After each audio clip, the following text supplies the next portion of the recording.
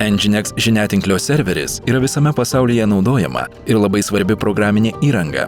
Tačiau jo kilmė kelia nerimą, nes jį sukūrė Igoris Sisojevas, atvirai palaikęs Rusijos režimą. Nors Nginx įsigijo F5 Networks, daugelis jo kūrėjų vis dar yra įsikūrę Rusijoje. Šie asmenys gali dirbti su Rusijos slaptosiomis tarnybomis arba gali būti spaudžiami tai daryti, o tai padidina riziką, kad į šią plačiai naudojamą programinę įrangą gali būti įdėtas kenkėjiškas kodas. Atsižvelgiant į tai, kad Rusija vykdo hibridinį karą prieš vakarų šalis, įskaitant kibernetinės atakas ir sabotažą, kyla susirūpinimas, kad Rusija galėtų pasinaudoti savo patirtimi ir įtaką šiam populiariam žiniatinklio serveriui, galbūt sukeldama grėsmę svarbių interneto infrastruktūrų saugumui.